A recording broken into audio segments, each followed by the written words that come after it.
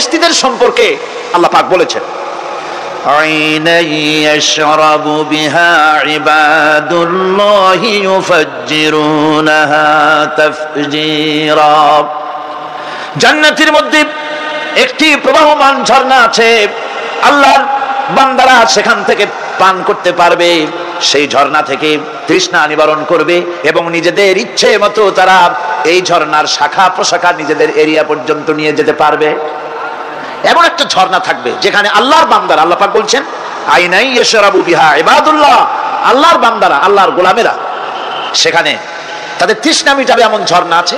ওই ঝর্ণার কাছে যাওয়ার দরকার নাই, তাদের ইঙ্গিতে ইচ্ছা অনুযায়ী তাদের ঘরের দরজা পর্যন্ত যেখানে খুশি সেখানে শাখা প্রশাখা প্রবাহিত করে নিতে তারা সক্ষম হবে।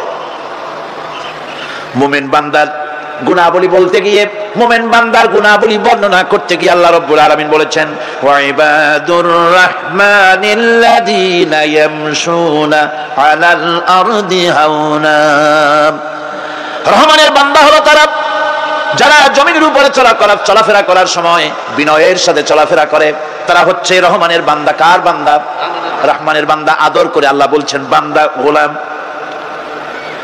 শয়তান নিজে অভিশপ্ত হওয়ার পর এর প্রতিশোধ নেওয়ার জন্য আল্লাহ পাকের দরবারে বলেছিল, আয় আল্লাহ, তোমার যেই বান্দাগুলির কারণে, তোমার যেই বান্দার কারণে আমার ইবাদতগুলি নষ্ট হয়ে গেল, আমি অভিশপ্ত হয়ে গেলাম, ওই বান্দাগুলিকে লোভ দেখিয়ে আমি যেমনে পারি সবগুলিকে আমি গোমরাহ করে দেব, পথভ্রষ্ট করে দেব। আল্লাহ পাকের জবাবে বললেন ইন্না ইবাদি লাইসা লাকা আলাইহিম সুলতান ইল্লা মান ইত্তাবাকা মিনাল গাওয়িন। আমার বান্দাদের উপরে তোমার কোনো কর্তৃত্ব নাই। আমার বান্দা, আদর করে আল্লাহ পাক বলছেন আমার বান্দাদের উপরে তোমার কোনো কর্তৃত্ব নাই। তবে হ্যাঁ, যারা তোমার কথা মান্য করবে তারা অবশ্যই গোমরাহ হয়ে যাবে, পথভ্রষ্ট হয়ে যাবে। কিন্তু আমার সত্যিকারের বান্দা যারা, তাদের উপরে তুমি গোমরাহী, তাদেরকে তুমি পথভ্রষ্ট করতে পারবে না, তাদের উপরে তোমার কোনো কর্তৃত্ব নাই। ভাইরা আমার, হযরত ঈসা আলাইহিস সালামের ব্যাপারে, হযরত ঈসা আলাইহিস সালামকে খ্রিস্টানেরা তারা বলেছে ওয়াকালাতিন নাসারাল মাসীহু ইবনুল্লাহ। মসিহ হচ্ছে কার ছেলে? নাউযুবিল্লাহ। বলেন সবাই নাউযুবিল্লাহ। তাকে যখন আল্লাহর ছেলে বলা হলো, আল্লাহর পুত্র বলা হলো, রব্বুল আলামিন তার জবাবে বললেন ইন হুয়া ইল্লা আবদুন আনআমনা আলাইহি। তিনি তো একজন বান্দা, তিনি আমার বান্দা ছাড়া আর কিছুই নন, আমি তার প্রতি অনুগ্রহ করেছি। বান্দা, আমার বান্দা। আল্লাহ পাকের বান্দা হওয়ার ব্যাপারে কোন মানুষের লজ্জা থাকার কথা নয়। এমনকি আল্লাহ পাক ঈসা আলাইহিস সালাম সম্পর্কে বলছেন লা ইয়াস্তানকিফাল মাসীহু আইয়াকুনা আবদান লিল্লাহি ওয়ালাল মালাইকাতুল মুকাররাবুন। মসিহ আল্লাহর বান্দা, তাতে কখনো বিন্দুমাত্র লজ্জা তিনি পোষণ করেন নাই যে আমি আল্লাহর বান্দা, আল্লাহর গোলাম। এটা কথা হইল? এরকম লজ্জা তিনি পোষণ করেনি। এমনকি তার নিকটবর্তী ফেরেশতা যারা, তারাও আল্লাহর বান্দা গোলাম হওয়ার জন্য তাদের ভিতরে কোনো লজ্জা নাই। যারা নাকি আল্লাহর গোলাম, এই ব্যাপারে যাদের মধ্যে লজ্জার সৃষ্টি হয়, আল্লাহর গোলাম এটা কেমন কথা, বান্দা হওয়াটা কেমন কথা, যারা গোলামীকে অস্বীকার করে তাদের সম্পর্কে আল্লাহ পাক বলছেন ওয়া মান ইয়াস্তানকিফ আন ইবাদাতিহি ওয়া ইয়াস্তাকবির ফাসায়াহশুরুহুম ইলাইহি জামিআ। কেউ যদি আল্লাহর বন্দেগী করার ব্যাপারে লজ্জা পোষণ করে, যদি লজ্জার কারণ মনে করে, অহংকার করে, গৌরব করে, তাহলে তারা পালাবে কোথায়, যাবে কোথায়? আমি কিয়ামতের দিন সবগুলিকে এক জায়গায় করে ফেলবো। সুতরাং আল্লাহ পাকের গোলামিতে আল্লাহ যে বান্দা বলে যখন ডাকেন, লজ্জার কোনো কারণ নাই। অহংকার যে করবে সে নিজেকে ধ্বংস করবে। আল্লাহ পাক সব নবীদেরকে নিজের বান্দা বলেছেন। নবীরা কি আল্লাহ পাকের বান্দা। হযরত ইউসুফ আলাইহিস সালাম সম্পর্কে আল্লাহ পাক বলছেন কাযালিকা লিনাসরিফা আনহু আস-সুআ ওয়াল ফাহশা ইন্নাহু মিন ইবাদিনাল মুখলাসিন। এরূপই ঘটলো যাতে আমি ইউসুফ আলাইহিস সালামকে, আমার বান্দা, তাকে আমি নির্লজ্জতা ইত্যাদি থেকে আমি রক্ষা করেছি। নিশ্চয়ই হযরত ইউসুফ ছিল আল্লাহ পাকের বান্দা, আল্লাহ পাকের আব্দ। রাসূল করিম সাল্লাল্লাহু আলাইহি ওয়াসাল্লাম তিনি হচ্ছেন সর্বশ্রেষ্ঠ আল্লাহর পয়গম্বর, তার থেকে শ্রেষ্ঠ নবী আর কি কেউ আছে? জোরে বলেন আছে? তার থেকে মাহবুব, তার থেকে শ্রেষ্ঠ আল্লাহর কাছে আর কেউ নাই। সেই নবীকে আল্লাহ রাব্বুল আলামিন কোরআনে কারীমের ভিতরে তাকে আব বলেছেন। কি বলেছেন? অনেকগুলি আয়াত আছে যে আয়াতের ভিতরে আল্লাহ পাক তার নাম নেন নাই, নবী বলেন নাই, রাসূল বলেন নাই, শুধু বলেছেন আব। যেমন ফাআওহা ইলা আবদিহি মা আওহা, অতঃপর তার বান্দার নিকট যা ওহী করার ছিল তা তিনি করলেন। সেই বান্দাকে মুহাম্মদ সাল্লাল্লাহু আলাইহি ওয়াসাল্লাম। অন্য আয়াতে আল্লাহ পাক বলছেন وأنه لما قام عبد الله يدعوه كادوا يكونون عليه لبدا। আর এই আল্লাহর বান্দা যখন নামাজ পড়তে দাঁড়িয়ে গেল, আল্লাহকে ডাকার জন্য যখন দাঁড়ালো, তখন লোকেরা তার উপরে ঝাঁপিয়ে পড়লো, ঝাঁপিয়ে পড়ার জন্য প্রস্তুতি গ্রহণ করলো। এখানে আব বলা হয়েছে কাকে? মুহাম্মদ সাল্লাল্লাহু আলাইহি সাল্লামকে। এভাবে করে অন্য এক আয়াতে আল্লাহ পাক তার হাবিবকে আব বলছেন, বান্দা বলতেছেন ইন কুনতুম ফি রাইবিম মিম্মা নাযালনা আলা আবদিনা, আমার বান্দার উপরে যে কিতাব নাজিল করেছি তাতে যদি তোমাদের কোনো সন্দেহ হয়। এই যে আমার বান্দার উপরে, ওই বান্দাকে বলেন সবাই? মুহাম্মদ রাসূলুল্লাহ সাল্লাল্লাহু আলাইহি ওয়াসাল্লাম।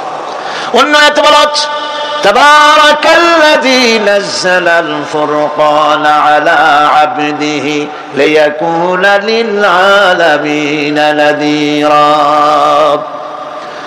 অতীব বরকতপূর্ণ সেই মহান সত্তা যিনি তার বান্দার উপরে ফুরকান নাজিল করেছেন। কে সেই বান্দা? মুহাম্মদ সাল্লাল্লাহু আলাইহি ওয়াসাল্লাম। মেরাজের ঘটনা বলতে গিয়ে আল্লাহ রাব্বুল আলামিন বলতেছেন সুবহানাল্লাযী আসরা বিআবদিহি লাইলাম মিনাল মাসজিদিল হারামি ইলাল মাসজিদিল আকসা। পবিত্র সেই মহান সত্তা যিনি তার বান্দাকে ইসরা করিয়েছেন। কে সেই বান্দা? মুহাম্মদ রাসূলুল্লাহ সাল্লাল্লাহু আলাইহি ওয়াসাল্লাম। সুতরাং আবদিয়াত, ইবাদত, গোলামি, এটা হচ্ছে মানুষের জীবনের সবচেয়ে বড় মর্যাদাকর খেতাব আল্লাহর পক্ষ থেকে আল্লাহর বান্দা হওয়া। গোলামি পরিপূর্ণ রূপে হবে কেবলমাত্র আল্লাহ পাকের। এই গোলামির জন্যই আল্লাহ পাক আমাদেরকে সৃষ্টি করেছেন, অন্য কোনো কাজে আমাদেরকে সৃষ্টি করেন নাই। সেই জন্য আমাদেরকে গোলামি করতে হবে, আনুগত্য করতে হবে কেবলমাত্র কার বলুন তো?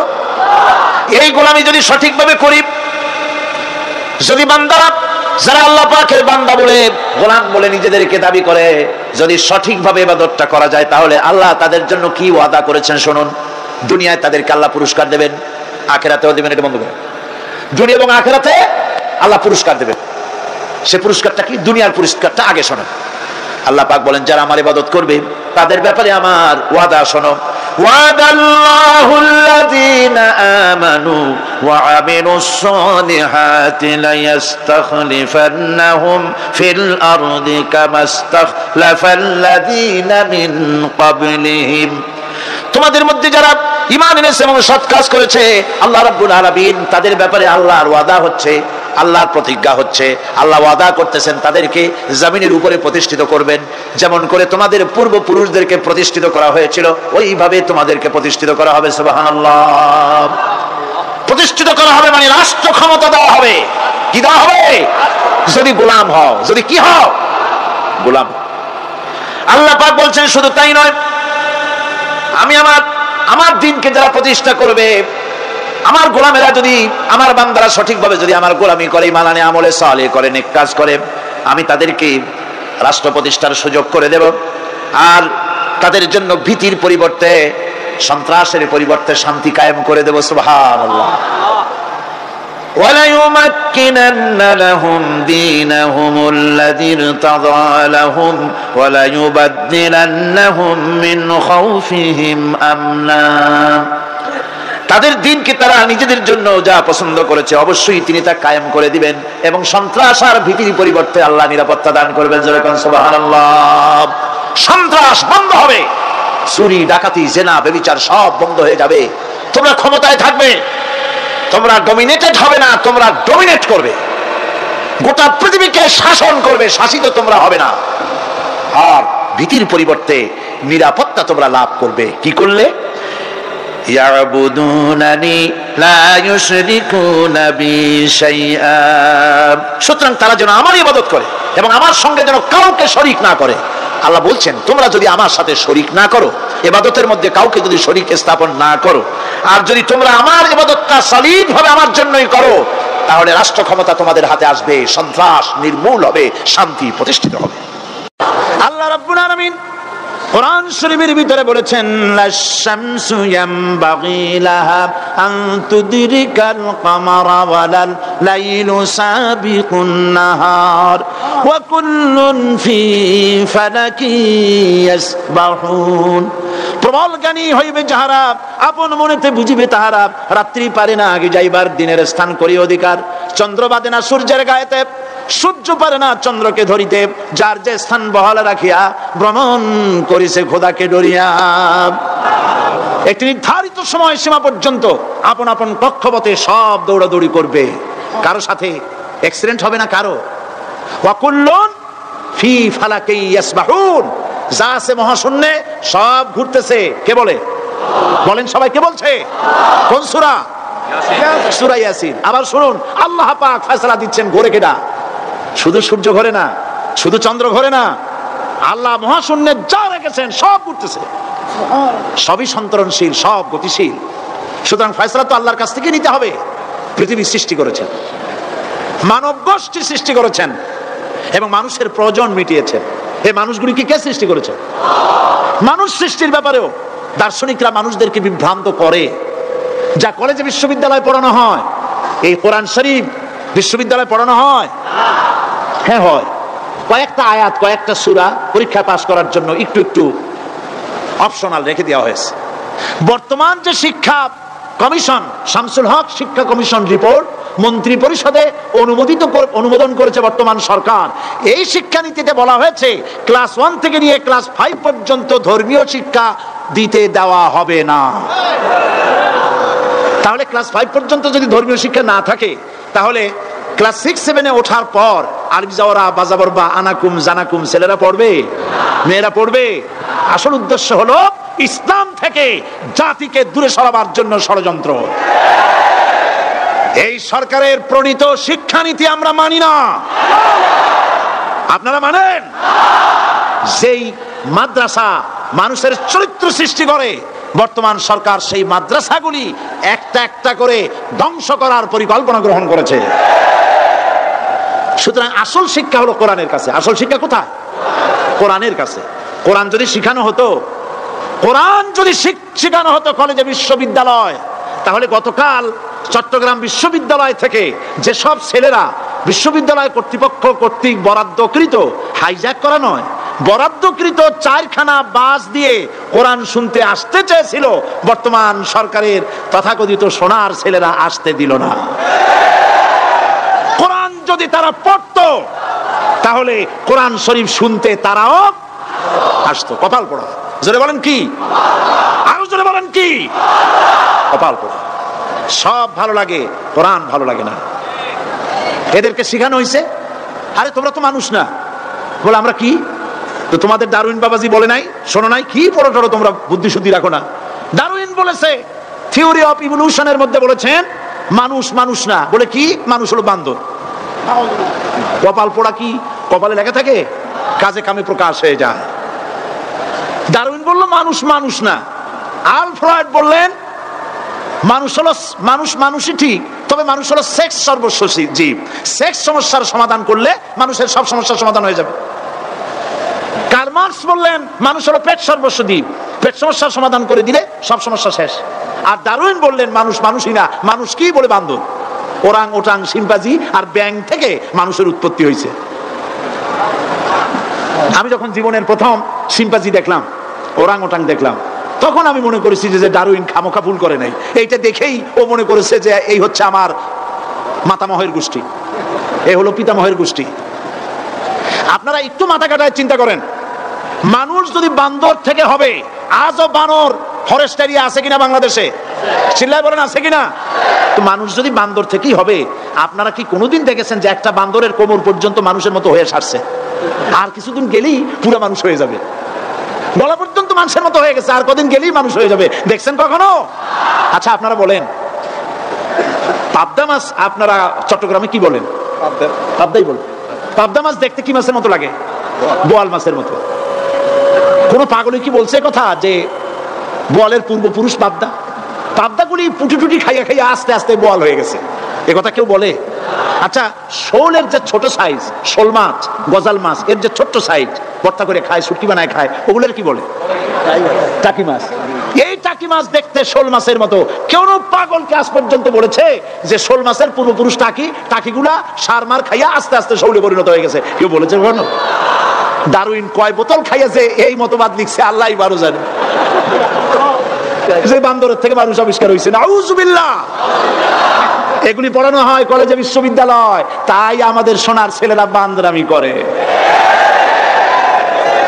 ওদের যদি পড়ানো হইতো তোমরা বান্দরের গোষ্ঠী নও, তোমরা মানুষ। মর্যাদা কার বেশি, বান্দরের না মানুষের? এ পৃথিবীর প্রথম মানুষকে আদম আলাইহিস সালাম। আদম হইছেন কি দিয়ে? মাটি দিয়ে। আল্লাহ রাব্বুল আলামিন যিনি মানুষ সৃষ্টি করেছেন তিনি কোরআন শরীফের ভিতরে বলে দিয়েছেন। আমি প্রথমেই বলেছি, আপনারা লক্ষ্য করুন, এই কোরআন তাবিজের কিতাব নয়, এই কোরআন তদবিরের কিতাব নয়, ঝাড়ফুঁকের কিতাব নয়। কোরআন হলো পৃথিবীর মানুষের জন্য কোড অফ লাইফ, পূর্ণাঙ্গ জীবন বিধান। সবকিছু আল্লাহ পাক কোরআনের ভিতরে বলে দিয়েছেন, কোনো জিনিস বাদ দেন নাই। আপনি আমি কেমনে সৃষ্টি হয়েছে আল্লাহ পাক কোরআনের ভিতরে বলেছেন, ইন্না খালাকনাকুম মিন তুরাবিন সুম্মা মিন নুতফাতিন সুম্মা মিন আলাকাতিন সুম্মা মিন মুদগা। নিষ্প্রাণ মাটি দিয়ে তোমাকে উৎপন্ন করা হয়েছে, নিষ্প্রাণ মাটির উপাদান দিয়ে তোমাকে তৈরি করা হলো। মায়ের পেটের ভিতরে এক ফোঁটা নাপাক পানি জমাট রক্তে পরিণত হয়ে গেল, জমাট রক্ত আস্তে করে গোশতপিণ্ড হলো, গোশতপিণ্ডকে সুন্দর করে সাজায়া হাড্ডি গুড্ডি বানায়া স্ট্রাকচার তৈরি করে তার উপরে ফাকাসাউনাল ইযামা লাহমা, চামড়া দিয়ে গোশত দিয়া সাজায়া সুন্দর করে বানালাম। আল্লাহর পরিচয় শুনুন, আল্লাহ আমার কেমন আল্লাহ। মায়ের পেটের ভিতরে সন্তান বানায়া এরপরে যখন রূহ দেওয়া হয়েছে, ক্ষুধা লেগেছে, খাবারের প্রয়োজন হয়েছে, আল্লাহ রাব্বুল আলামিন ওই কচি বান্দা মায়ের পেটে বসে কি খাবে সেজন্য তার মা চিন্তা করে নাই, বাবা চিন্তা করে নাই, সরকার চিন্তা করে নাই। আল্লাহ রাব্বুল আলামিন মায়ের মাসিক অসুখকে বন্ধ করে দিয়ে সন্তানের নাভির সাথে আর মায়ের নাভির সাথে তার লাগায়া, পাইপ লাগায়া মায়ের মাসিক অসুখের রক্তগুলি দিয়ে সন্তানকে বড় বানালেন। মুখ দিয়া এই রক্ত পান করালেন না, মুখটাকে পবিত্র রেখে দিলেন যাতে করে পৃথিবীতে আসার পর ওই মুখ দিয়া আল্লাহ রাব্বুল আলামিনের জিকির করতে পারো। সন্তান মায়ের ভিতরে পেটের ভিতরে বড় হলো, আল্লাহ রাব্বুল আলামিন বলেন মাস দিন যখন পুরো হয়ে গেল, সুম্মা নুখরিজুকুম তিফলা, বাচ্চার আকারে পৃথিবীতে নিয়ে আসলাম। এখন খাবা কি? পৃথিবীতে যখন বাচ্চা এলো তখন তার পেটের সাথে যে সংযোগ ছিল মায়ের নাভির সাথে আর সন্তানের নাভির সাথে, সেই সংযোগ তার আর কি থাকলো? কি করা হলো? কেটে দেওয়া হলো। লক্ষ্য করুন, খাবারের জন্য একটি মাত্র পাইপ আল্লাহ লাগাইছিলেন, পৃথিবীতে সন্তান আসার সঙ্গে সঙ্গে পাইপটা কেটে দেওয়া হলো। এবার কি খাবে? আল্লাহ রাব্বুল আলামিন মায়ের বুক থেকে সন্তানের জন্য এবার সিঙ্গেল সিগন্যাল, তার জন্য সিঙ্গেল কোন লাইন যেটা ছিল কেটে দিয়া মায়ের বুক থেকে সন্তানের জন্য ডাবল লাইন আল্লাহ চালু করে দিলেন। এমন দুধ বানায় দিলেন যা শুধু খাবার নয়, শুধু ফুড ভ্যালু নয়, এই দুধের ভিতরে ক্যালসিয়াম, এর মধ্যে ভিটামিন, এর মধ্যে আয়রন, এর মধ্যে মেডিসিন। দুনিয়ার এই সন্তান ছিল ফি কারারিম মাকিন, সুরক্ষিত জায়গার ভিতরে ছিল, কোনো পলিউশন সেখানে যেতে পারতো না, রোগের জার্ম সেখানে যেতে পারতো না। দুনিয়ায় এলো দূষিত আবহাওয়ার ভিতরে, এই সন্তানকে এখনই অ্যান্টিবায়োটিক খাওয়ালে পরে অসুবিধা হবে। আল্লাহ রাব্বুল আলামিন মায়ের দুধের ভিতরে ঔষধ দিয়া রোগের প্রতিষেধক বানায়া দিলেন। এ হলো আমার আল্লাহ। এ আমার কে? আল্লাহ। জোরে বলেন আল্লাহ। আল্লাহ আল্লাহ রাব্বুল আলামিন মায়ের দুধ দিয়ে সন্তানকে বড় করলেন আর শোনায় দিলেন, খবরদার এই মায়ের সাথে, এই বাপের সাথে নাফরমানি করবি না। মা বাপের জন্য আমার কাছে দোয়া করবে, রব্বির হামহুমা কামা রাব্বায়ানি সগীরা। সবাই পড়েন আমার সাথে, রব্বির হামহুমা কামা রাব্বায়ানি সগীরা। আল্লাহ পাক শিখাই দিলেন বান্দারে আমার কাছে দোয়া করায়, আল্লাহ আমার মা বাপ আমাকে ছোটবেলায় যেভাবে স্নেহের কোলে লালন পালন করেছে, এইভাবে আমার মা বাপ তোমার রহমতের কোলে লালন পালন করো। মনে থাকবে ভাইরা? বলেন মনে থাকবে? প্রত্যেক নামাজের পরে মা বাবার জন্য দোয়া করবেন, বেঁচে থাকুক আর মরে যাক, দোয়া করবেনই। মনে থাকবে? রব্বির হামহুমা কামা রাব্বায়ানি সগীরা। আবার পড়েন রব্বির হামহুমা কামা রাব্বায়ানি সগীরা। আল্লাহ পাক মায়ের মর্যাদা এত বাড়াইছেন, সাহাবী প্রশ্ন করেছে ইয়া রাসূলুল্লাহ খেদমত করব কার? হুজুর বলেন তোমার মায়ের, তারপরে কার? তোমার মায়ের, তারপরে কার? তোমার মায়ের, তারপরে কার? তোমার পিতার। বাপের চাইতে মায়ের মর্যাদা আল্লাহ 3 গুণ বাড়াইয়া দিলেন, 3 গুণ বৃদ্ধি করে দিলেন। হাদিস শরীফে এসেছে হযরত আবী হুরায়রা রাদিয়াল্লাহু তাআলা আনহু রাসূলের কাছে এসে রাতের বেলায় কাঁদতেছিলেন। হুজুর প্রশ্ন করলেন আবু হুরায়রা কাঁদো কেন? হযরত আবু হুরায়রা বলছেন হুজুর মা আমাকে মেরেছে। তিনি প্রশ্ন করলেন আচ্ছা মা তোমারে মারলো কেন? তুমি কি কোনো বেয়াদবি করছো? তিনি বললেন না, তবে মারলো কেন? হযরত আবু হুরায়রা বলেন ইয়া রাসূলুল্লাহ আপনার খেদমত থেকে বাড়ি ফিরতে আমার দেরি হয়ে গিয়েছিল। গভীর রাত্রে যখন বাড়ি গেছি মা আমাকে প্রশ্ন করলেন বাবা দেরি হলো কেন, কোথায় ছিলি? তাম পৃথিবীর মানুষ যেই কদম মোবারক চুমু দিতে পারলে ধন্য হয়ে যায়, সেই আখিরি জামানার পয়গম্বর নবী মুহাম্মদ রাসূলুল্লাহ সাল্লাল্লাহু আলাইহি সাল্লামের দরবার থেকে আসতে আমার দেরি হয়ে গেছে। ইয়া রাসূলুল্লাহ আমার মা আপনার নাম শুনে তার গা জ্বলে উঠলো, তিনি কাফের মুশরিকা। আপনার নাম শুনে অগ্নি শর্মা হয়ে আমাকে ধরে পিটানো আরম্ভ করলেন আর বললেন আবু হুরায়রা হয় মুহাম্মদ সাল্লাল্লাহু আলাইহি সাল্লামের বাড়ি ছাড়বি, নইলে আমার বাড়ি ছাড়বি, কি করবি বল? মার খেতে খেতে আমি বললাম মা তোমার গায়ে যত শক্তি আছে আমারে মারো, তোমার বাড়ি শুদ্ধ তাম দুনিয়াটা ছেড়ে দিতে পারি, মুহাম্মদ রাসূলুল্লাহর কদম মোবারক ছেড়ে দিতে পারি না। হুজুর আমার মা গলা ধাক্কা মেরে আমাকে বের করে দিয়েছেন। হুজুর বলছেন আবু হুরায়রা মা তোমাকে মেরেছে আর আমার কাছে নালিশ করছো, আমি তোমার মায়ের কোনো বিচার করতে পারবো না। সুবহানাল্লাহ, এত বড় পাওয়ারফুল নবী, শানওয়ালা, ইজ্জতওয়ালি, বরকতওয়ালি, এত বড় নবী বলছেন মা মেরেছে আমার করার কিচ্ছু নাই। সুবহানাল্লাহ, তোমার মা মুশরিকা হোক আর যাই হোক তোমার মা। সুবহানাল্লাহ বলেন।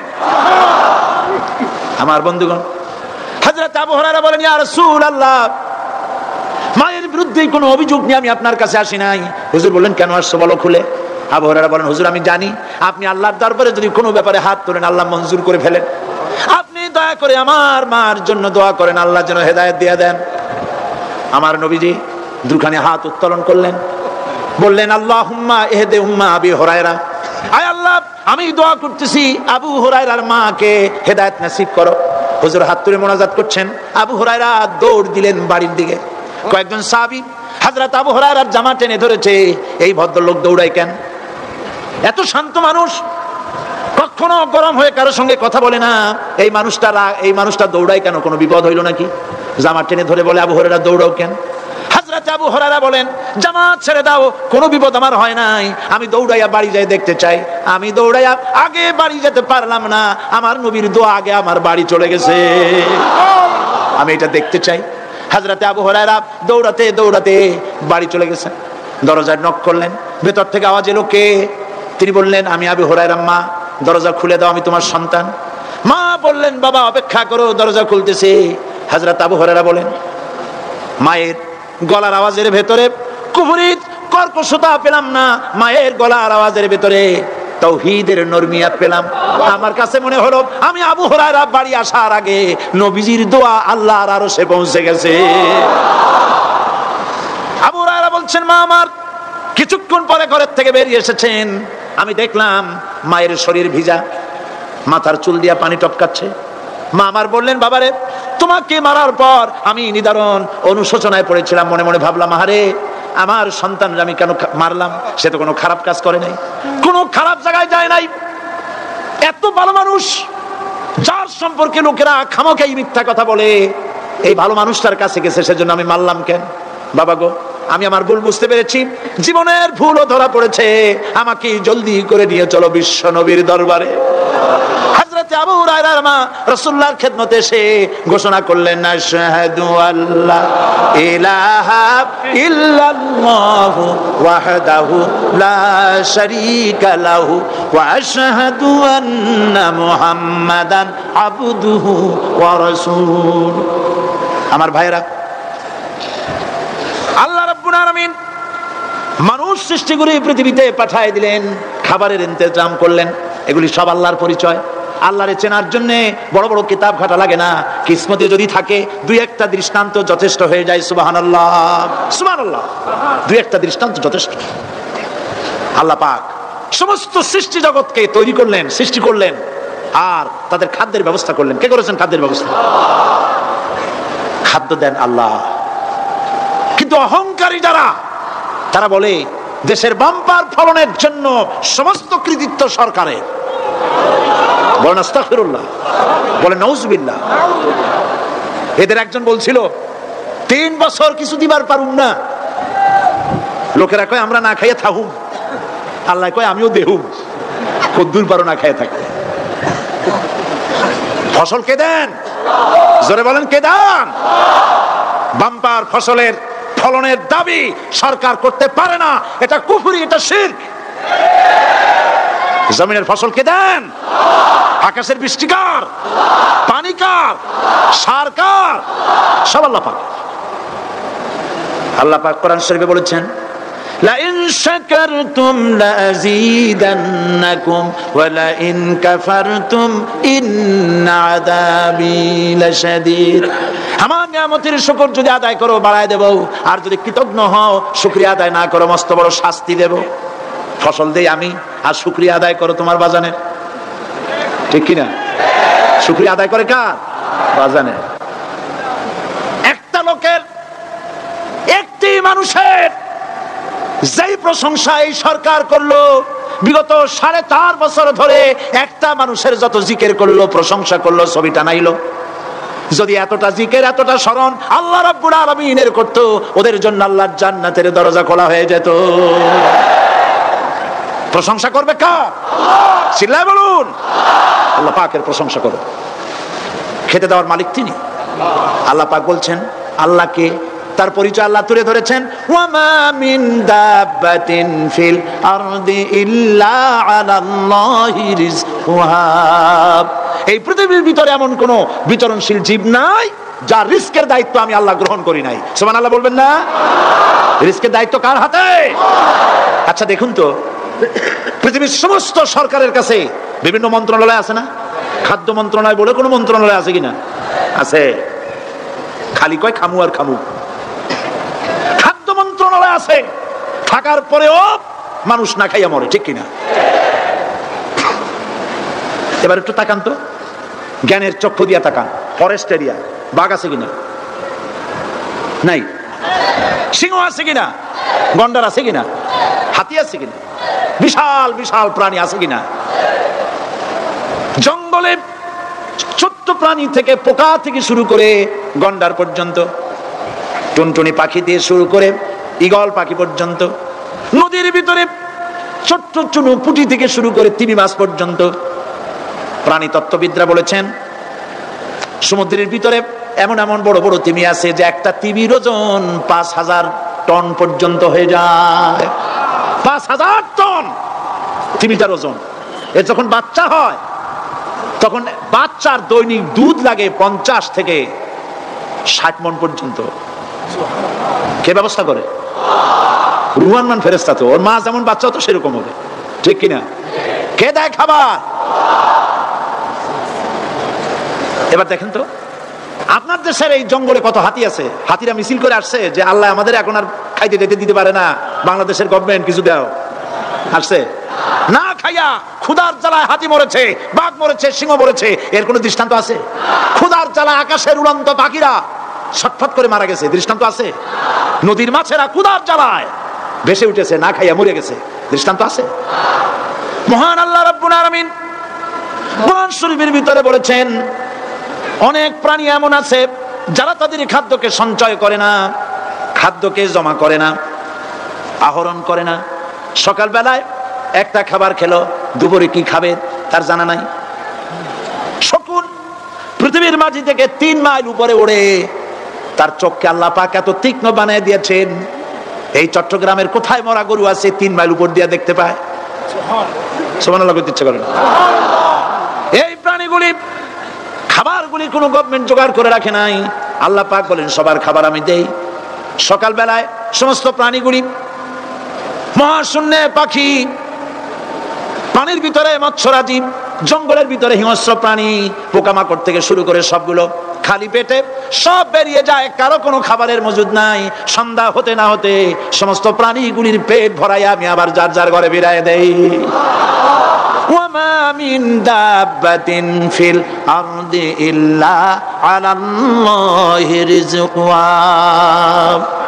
সমস্ত প্রাণীর রিজকের দায়িত্ব আমি আল্লাহর হাতে। কে দেয় রিজক? জোরে বলুন, কে দেন? আল্লাহ পাক। কি খাবেন সব আল্লাহ জোগাড় করে দিয়েছেন। তরি তরকারি জোগাড় করেছেন, মাছ জোগাড় করেছেন, চাউল দিয়েছেন, খাবার দিয়েছেন, গোশত দিয়েছেন, সব দিয়ে দিয়েছেন আল্লাহ রাব্বুল আলামিন। সমস্ত জিনিস দিয়ে মানুষকে আল্লাহ পাক তার জন্য আল্লাহ সব করেছেন। খালাকালাকুম মা ফিল আরদি জামিআ। এই পৃথিবীতে যা তৈরি করেছে সব তোমার জন্য। এ হচ্ছে আমার আল্লাহ, এ হচ্ছে আমার কে? আল্লাহ। সে আল্লাহ পাক বলছেন, আল্লাহর পরিচয় তিনি স্রষ্টা, তিনি রিজেক দাতা। এবার আইনদাতা কে? আইনদাতা কে? আরো জোরে বলুন। আইনদাতা আল্লাহ হচ্ছে আল্লাহর পরিচয়। ইনিল হুকমু ইল্লা লিল্লাহ আলা লাহুল খালকু ওয়াল আমর। সৃষ্টি যার, আইন চলবে তার। আমার দেশে আল্লাহর আইন চলছে? আমাদের দেশের কল কারখানা, ক্ষেত খামার, অফিস আদালত আল্লাহর আইন অনুযায়ী চলে? চলে না। বরং আল্লাহর আইনকে মুছে ফেলার জন্য, নিজেদের আইন সৃষ্টি করার জন্য প্রচেষ্টা চালানো হচ্ছে। আল্লাহর আইন মানুষের জন্য সব থেকে বেশি উপযোগী, কারণ সৃষ্টি করেছেন কে? বলেন, কে করেছেন? আল্লাহ। প্রত্যেকটি মেশিন আপনি যা কিনবেন, রেডিও হোক, টিভি হোক, যে কোনো যন্ত্র হোক, গাড়ি হোক, তার সাথে একটা লিটারেচার, একটা বই তার সঙ্গে দিয়ে দেওয়া হয়।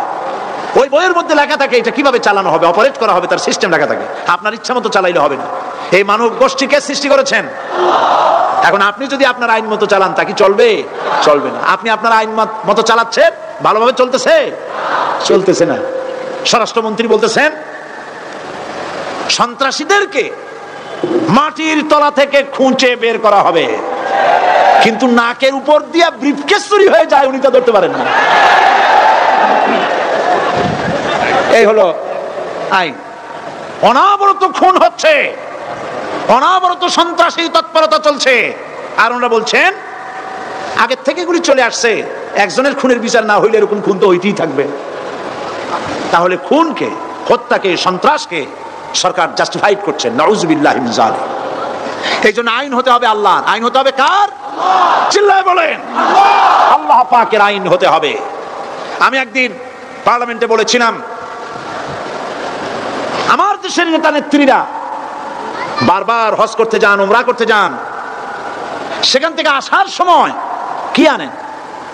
আতর, পাথর, সুরমা আর খুরমা, এই কিছু নিয়ে আসলেন। কিন্তু আমি বলেছি, আপনারা কি কিছু চোখে দেখেন না? পার্লামেন্টে এইভাবে বক্তৃতা করেছে, কিছু চোখে দেখেন না? আমি প্রশ্ন করে আমি আবার জবাব দিচ্ছি, আপনারা যারা হজ করতে যান, উমরা করতে যান, হজের কথাই ধরি, এই হজ করতে যখন যান তখন মুজদালিফায় একটা রাত কাটাইতে হয়। সেটা কোন দিন? ইয়াউমে আরাফার পরের দিন। এই মাঠে দালান কোঠা আছে, এখানে বেড়া আছে, শামিয়ানা আছে, পর্দা আছে, তাবু আছে, কিচ্ছু নাই। লক্ষ লক্ষ নারী আর পুরুষ পাশাপাশি শুয়ে থাকে, তাও সুবহানাল্লাহ কইতে ইচ্ছা করে না। সারা রাত জনে জনে পুলিশ পাহারাদার নাই। কিরকম মেয়ে এলো, চাঁদের সৌন্দর্য হার মানায় দিতে পারে এরকম সুন্দরী, এরকম সুন্দরী নারী, সুদর্শন পুরুষ পাশাপাশি রাস্তার ধারে মরুভূমির ভিতরে সারা রাত কাটাচ্ছে। ইয়াউমে আরাফার পরের রাতটা, একটা রাত পুরা। এভাবে চলতেছে বছরের পর বছর, শতাব্দীর পর শতাব্দী, সহস্রাব্দীর পরে সহস্রাব্দী। আমি প্রশ্ন করি, পৃথিবীর ইতিহাসে কেউ কি এমন কথা বলতে পেরেছে, লিখতে পেরেছে যে মুজদালিফার রাতে সেখান থেকে 10টা নারী হাইজ্যাক হয়েছে, 5টা নারী লাঞ্ছিত হয়েছে? বলতে পারবে? গভীর রাত্রে পুরুষ সঙ্গী ছাড়া সুন্দরী রমণী, যুবতী রমণী একাকিনী নিজের ঘর ছেড়ে আল্লাহর ঘরে তাওয়াফ করতে আসে। তাওয়াফ সেরে তাহাজ্জুদের নামাজ পড়ে আল্লাহর কাছে মোনাজাত করে একা একা হাজার হাজার লাখো পুরুষের ভিতর থেকে আপন ঘরে ফিরে যায়। কারো বাবার হিম্মত নাই একবার তাকায় সে তো রূপ উপভোগ করার জন্য আবার তাকায়, অথবা তার আঁচল ধরে টান মারে। আছে ইতিহাস? কথা কন না কেন?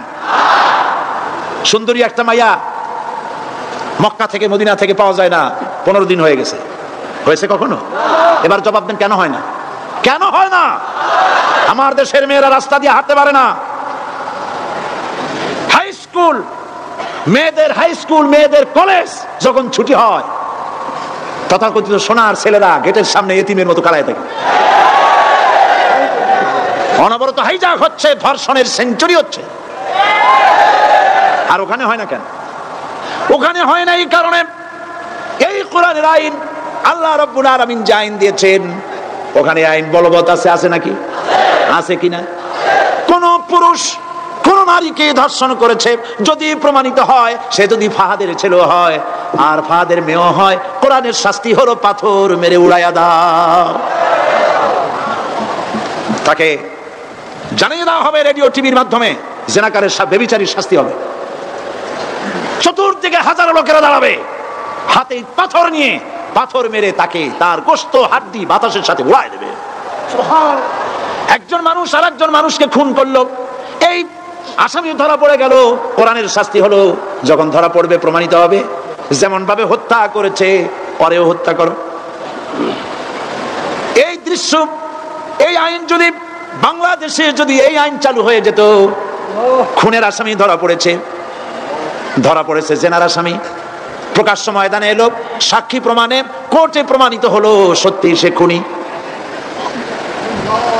এই বিশাল আউটার স্টেডিয়ামের মাঝখানে খুনি কি দাঁড় করাও, চতুর্দিকে হাজারো লাখো মানুষ থাকুক, রেডিও টিভির ক্যামেরা কার্যকর হবে, পত্র পত্রিকার সাংবাদিকরা আসবে, তরবারির আঘাতে খুনির কল্লাটা উড়ায় দাও, দেহটা নিঃসাড় হয়ে জমিনে পড়ে যাবে। এই দৃশ্য যারা দেখবে সচক্ষে, রেডিওতে, পত্র পত্রিকায়, আর 1 বছরের ভেতরে খুন করার হিম্মত কারো কলিজায় উঠবে?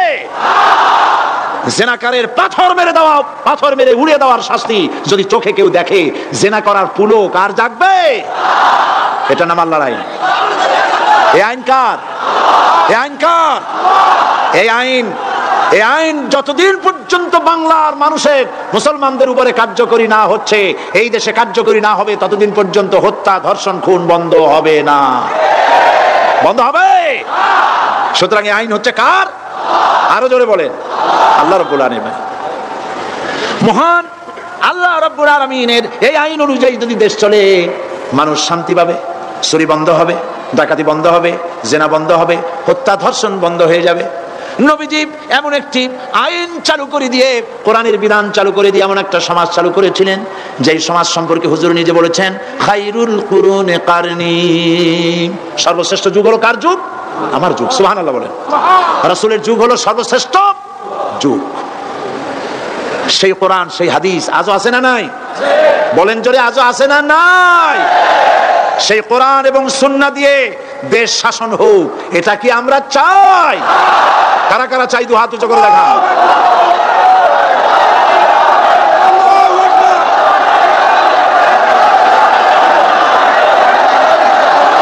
আরে ভাই, আপনারা দাঁড়ায় গেলেন কেন? বসেন বসেন। আমি তো একটা স্লোগান দিতে বললাম, হাত দেখতে চাইছি আমি, মাথা দেখতে চাই নাই। এই সুযোগে কোমরটা সোজা করে নিলেন। আচ্ছা বসেন, আর মহব্বতের সাথে জিকির করেন, লা ইলাহা ইল্লাল্লাহ, লা ইলাহা ইল্লাল্লাহ, লা ইলাহা ইল্লাল্লাহ, লা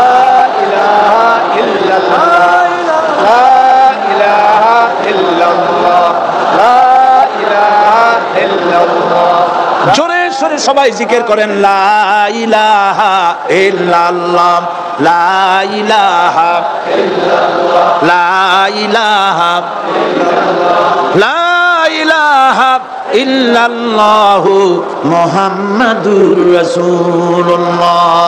বসুন, আমরা মুনাজাত করব।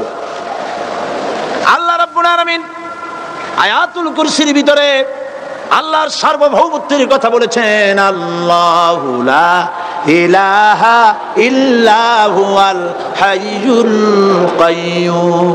পড়েন আমার সাথে সবাই, আল্লাহু লা ইলাহা ইল্লা হুয়াল হাইয়ুল কাইয়্যুম। আল্লাহ হচ্ছেন যিনি ছাড়া কোনো ইলাহ নাই, তিনি শাশ্বত চিরঞ্জীব। সুবহানাল্লাহি ওয়া বিহামদিহি। আগামীকাল এর বাকি অংশ আমি আপনাদের সামনে আলোচনা করব ইনশাআল্লাহ। জোরে বলেন ইনশাআল্লাহ। দাঁড়ানো ভাইরা বসেন। আপনাদের পাশে যারা দাঁড়িয়েছেন অনুরোধ করে বসায় দেন। বলেন যে আর 5 মিনিট বসেন, আল্লাহর রাস্তায় হাঁটেন না। হ্যাঁ বলেন, বলেন আপনারা যে আল্লাহর রাস্তায় হাঁটেন না, বসেন, সবাই বসেন। এত বড় মাহফিলের মুনাজাত, সুবহানাল্লাহ বলেন। চট্টগ্রামের ইতিহাসের শ্রেষ্ঠ মাহফিল, চিল্লায় বলেন সুবহানাল্লাহ। গোটা বিশ্বের কোরআনের শ্রেষ্ঠ মাহফিল, বলেন সুবহানাল্লাহ। যারা বলেন আলহামদুলিল্লাহ। আগামীকাল এই মাহফিলের আখেরি মুনাজাত হবে ইনশাআল্লাহ, বলেন ইনশাআল্লাহ। আমি আন্তরিকভাবে দুঃখিত, প্রতি বছর আমার মা বোনদের জন্য, চট্টগ্রামবাসী আমার মা বোনদের জন্য আলাদাভাবে তাদের প্রশ্নের উত্তর দেই এবং তাদের সামনে কোরআন হাদিসের কথা আলাদাভাবে বলি। এবছর দিন কম হয়ে গেল বলে মহিলারা, মা বোনেরা বঞ্চিত হয়ে গেলেন। শিশু কিশোরদের জন্য আলাদাভাবে সমাবেশ করা হয়, তাও বঞ্চিত হয়ে গেল। এই বিশাল তাফসীরুল কোরআন মাহফিলের বরকত থেকে চিটাগংবাসীকে যারা বঞ্চিত করলো, আল্লাহ তাদের হেদায়েত নসিব করে দিন। যদি হৃদয় থাকে, যদি হৃদয় বলে কিছু থাকে, বিবেক বলে যদি কিছু থাকে, আর শরীর যদি মুসলমানের পিওর রক্ত থাকে, তাহলে বাড়ি বসে অনুশোচনা করা উচিত, চোখের পানি ফেলানো উচিত ওই সব লোকের যারা এই বরকতপূর্ণ মাহফিলকে বাধা দিয়েছে। আর যাদের কলজার মধ্যে আল্লাহ মোহর মেরে দিয়েছে, এগুলোর তো হেদায়েত হবে না। যাদেরকে আল্লাহ পাক তৈরি করেছেন জাহান্নামের জন্য, ওদের কাছে মাহফিল সহ্যই হবে না। নাউজুবিল্লাহ বলেন। চট্টগ্রামবাসীর জন্য তাফসীরুল কোরআন মাহফিল নিয়ামত। এই নিয়ামত কিয়ামত পর্যন্ত আল্লাহ টিকায় রাখুন, বলি আমিন। আগামীকালের আখেরি মোনাজাতে সমস্ত মুসলমান চতুর্দিক থেকে আল্লাহ পাকের নারা লাগাতে লাগাতে আসবেন। আল্লাহু আকবার, নারায়ে তাকবীর। গোটা চট্টগ্রাম, গোটা চিটাগং শহর আগামীকাল কোরআনের মিছিলের শহর হবে ইনশাআল্লাহ।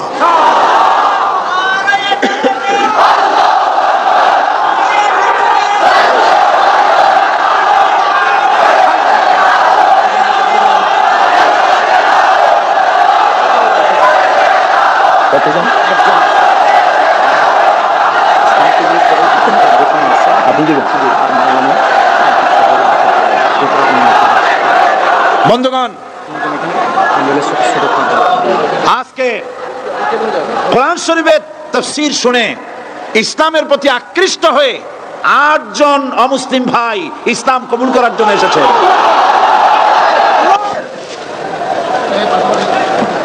লা ইলাহা ইল্লাল্লাহু মুহাম্মাদুর রাসূলুল্লাহ। আল্লাহ ছাড়া কোন ইলাহ নাই, মাবুদ নাই। মুহাম্মদ সাল্লাল্লাহু আলাইহি ওয়াসাল্লাম আল্লাহর প্রেরিত রাসূল। আশহাদু আল্লা ইলাহা ইল্লাল্লাহু ওয়াহদাহু লা শারীকা লাহু ওয়া আশহাদু আন্না মুহাম্মাদান আবদুহু ওয়া রাসূলুহু। আমি সাক্ষ্য দিচ্ছি আল্লাহ ছাড়া কোনো ইলাহ নাই, মাবুদ নাই, উপাস্য নাই। তিনি এক, তিনি একক, তার কোনো অংশীদার নাই। আমি আরো সাক্ষ্য দিচ্ছি মুহাম্মদ সাল্লাল্লাহু আলাইহি ওয়াসাল্লাম আল্লাহর বান্দা এবং তার প্রেরিত রাসূল। সকলকে বলো আসসালামু আলাইকুম। আপনারা সবাই জবাব দেন। আজ গতকালের 7, আজকের 9। আলহামদুলিল্লাহ, আমাদের এই ভাইরা এখন নিষ্পাপ বেগুনাহ।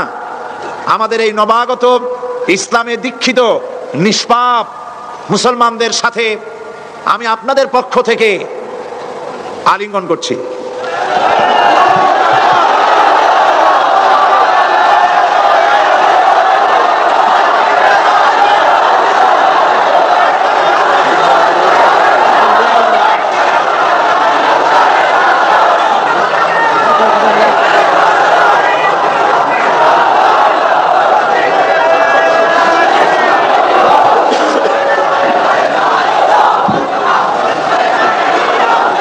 প্রিয় ভাই সব,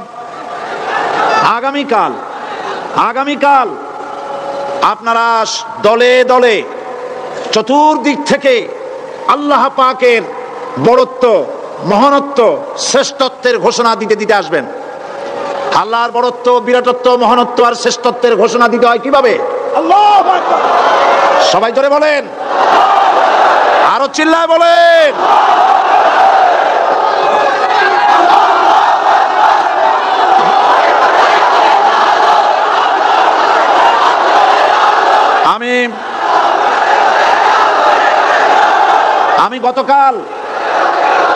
আমি গতকাল এই মাহফিলে পুলিশ প্রশাসনকে অনুরোধ করেছিলাম আজকের মাগরিবের নামাজের মধ্যে 40 জন নিরপরাধ কোরআন পাগল মুসলমানদেরকে জেল থেকে মুক্তি দেওয়ার জন্য। আপনারা তামসা মনে করবেন না। পুলিশ কমিশনার সাহেব, মুসলমানদের ঈমান নিয়ে, আগুন নিয়ে খেলা করবেন না। রাজশাহী এবং চট্টগ্রাম এক জিনিস নয়। আপনি রাজশাহীকে নির্যাতন করে এসেছেন, আমাদের কাছে সে হিসাব আছে।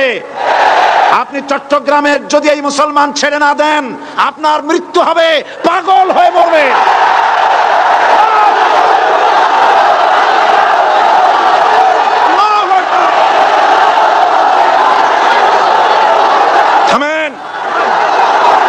থামেন। আল্লাহর গজবকে ভয় করেন পুলিশ কমিশনার, আল্লাহর গজবকে ভয় করুন। এই লক্ষ লক্ষ জনতা আপনার গজবের মৃত্যু কামনা করে। আপনি যদি কালকের জুমার আগে 40 জন ছেড়ে না দেন, এই মাহফিল থেকে এমন কঠোর কর্মসূচি ঘোষণা করা হবে, গোটা চট্টগ্রাম অতল হয়ে যাবে।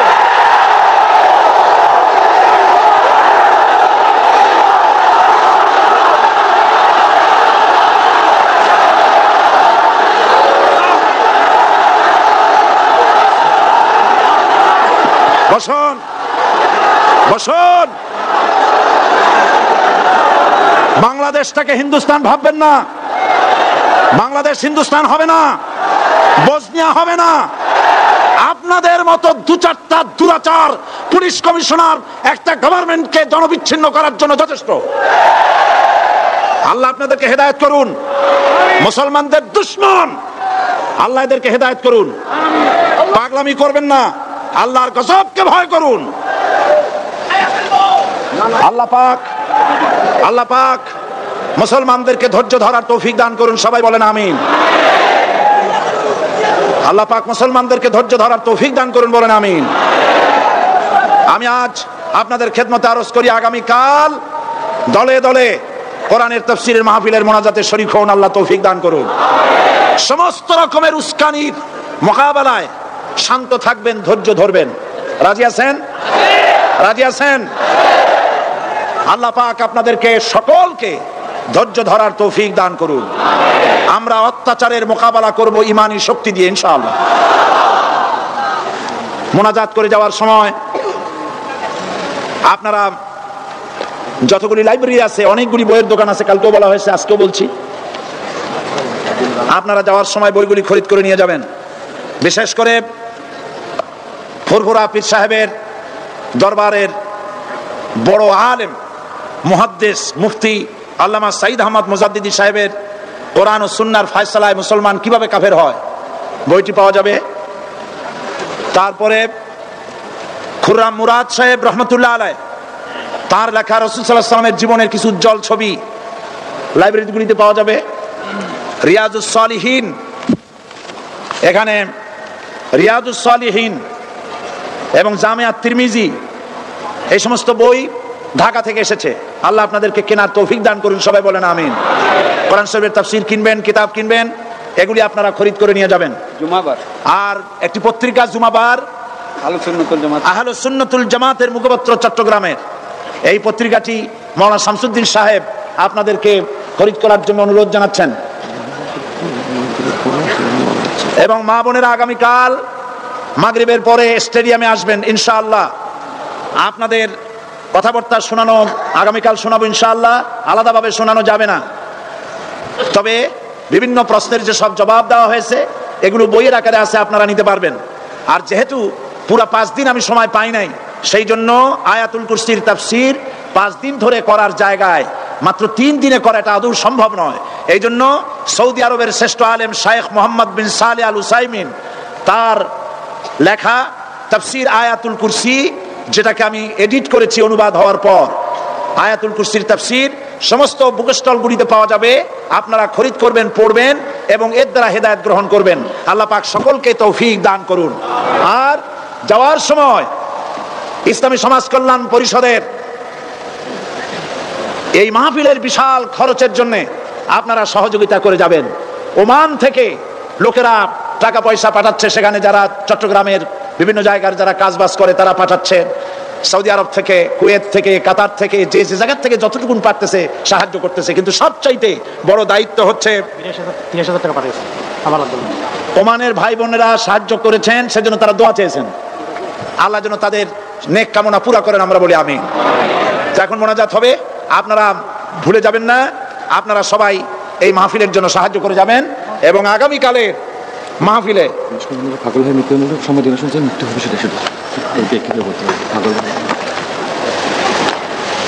একজন প্রশ্ন করেছেন, পুলিশ কমিশনার আগামীকাল মরবে, এরকম কথা আমি বলি নাই। এরকম কথা বলছি নাকি? বলছি? উল্টাপাল্টা কথা শুনবেন না। বলেছি কোরআন পাগল মুসলমানদেরকে আপনি জেলে আটকায়ছেন এবং আপনি আপনার চাকরির প্রমোশনের জন্য, সরকারের দৃষ্টি আকর্ষণের জন্য চট্টগ্রাম তাফসীর মাহফিলের বন্ধ করার সবথেকে বড় ভূমিকা আপনি পালন করেছেন। সুতরাং আপনি যদি তওবা না করেন আর ওই 40 ব্যক্তিকে যদি ছেড়ে না দেন, আল্লাহর গজবে পাগল হয়ে মরবেন। এই কথা আমি বলেছি। উল্টাপাল্টা বলবেন না, লিখবেনও না। আল্লাহর গজব হবে, এ গজব ফিরাতে পারবেন না। যেহেতু আমরা কোরআনের কথা বলি, আমরা আল্লাহর কথা বলি, আল্লাহ রসুলের কথা বলি।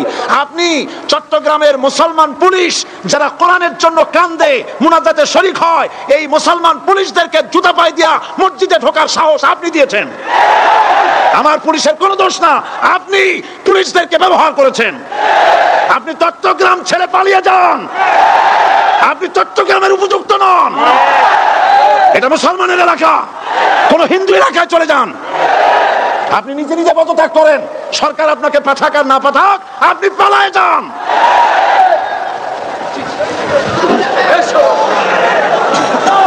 আল্লাহুম্মা আমিন।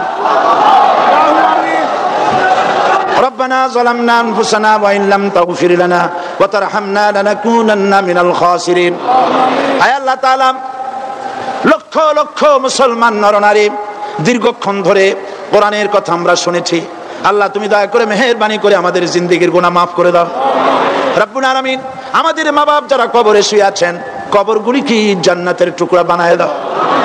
আয় আল্লাহ তাআলা, কোরআনের মাহফিলে যারা বাধা দেয়, কোরআন শুনতে যারা বাধা দেয়, কোরআনের মাহফিলে যারা 144 দ্বারা জারি করে, কোরআনের পাগল মুসলমানদেরকে মসজিদে ঢুকে যারা পিটায়, কোরআন শুনবে বলে জেলখানার ভিতরে আটকায় রাখে। আল্লাহ আজকে বলতেছি তাদেরকে তুমি হেদায়েত নসিব করে দাও। আজকে দোয়া করি তাদেরকে হেদায়েত নসিব করে দাও। আল্লাহ তাদের কঠিন কঠিন পাথরের মতো কলিজাকে আল্লাহ তুমি নরম বানায় দাও। মুসলমানদেরকে মহব্বত করার মতো তৌফিক দান করে দাও। পুলিশের সাথে প্রশাসনের সাথে আমাদের কোনো শত্রুতা নাই। আল্লাহ তুমি দয়া করে মেহেরবানি করে তাদের মন নরম করে দাও। আল্লাহ তুমি দয়া করে চট্টগ্রামের পরিস্থিতি তুমি ঠান্ডা বানায় দাও। রব্বুল আলামিন কোরআনের বরকতে সমস্ত মানুষকে ধৈর্য ধরার তৌফিক দিয়ে দাও। আগামী কালকের মাহফিল এই মাঠে আল্লাহ তুমি তোমার বান্দা বান্দীদেরকে তুফানের মতো সব জড়ো করে দাও। রব্বুল আলামিন কোরআনের সাথে যারা বেয়াদবি করে তুমি তাদেরকে হেদায়েত নসিব করে দাও। রব্বুল আলামিন আর একটা দোয়া করি, এই দেশে মুসলমানদের কথা, ইসলামের কথা, তাওহীদের কথা, স্বাধীনতার কথা, অখণ্ডত্বের কথা সাহস ভরে যে পত্রিকাটি বলে তার নাম ইনকিলাব, এই ইনকিলাবের ভিতরে বিরুদ্ধে ষড়যন্ত্র করে গ্রেফতারি পরোয়ানা জারি করতেছে তাদেরকে ধ্বংস করার জন্য, পত্রিকা বন্ধ করার জন্য। আল্লাহ তুমি এই জালিম সরকারকে হেদায়েত নসিব করে দাও। আল্লাহ জালিমদেরকে হেদায়েত নসিব করে দাও। মুসলমানদের ঈমান নিয়ে যেন খেলা করতে না পারে আল্লাহ তুমি তাদের কলিজায় মৃত্যুর ভয় ঢুকায় দাও, জাহান্নামের আগুনের ভয় ঢুকায় দাও। আল্লাহ তাআলা আগামী কালকের মাহফিল তুমি কামিয়াব করে দিও। আমাদের সাথে যারা শত্রুতা করে আল্লাহ তাদের দিলকে তুমি নরম বানায় দাও, তাদেরকে আমাদের বন্ধু বানায় দাও। রব্বানা তাকাব্বাল মিন্না ইন্নাকা আনতাস সামিউল আলিম ওয়া তুব আলাইনা ইন্নাকা আনতাত তাওয়াবুর রহিম। সুবহানা রাব্বিকা রাব্বিল ইজ্জাতি আম্মা ইয়াসিফুন ওয়া সালামুন আলাল মুরসালিন ওয়ালহামদুলিল্লাহি রাব্বিল আলামিন। ওয়াজআল আখিরা কালিমাতিনা ইনদাল মাউত লা ইলাহা ইল্লাল্লাহু মুহাম্মাদুর রাসূলুল্লাহ। আসসালামু আলাইকুম ওয়া রাহমাতুল্লাহ।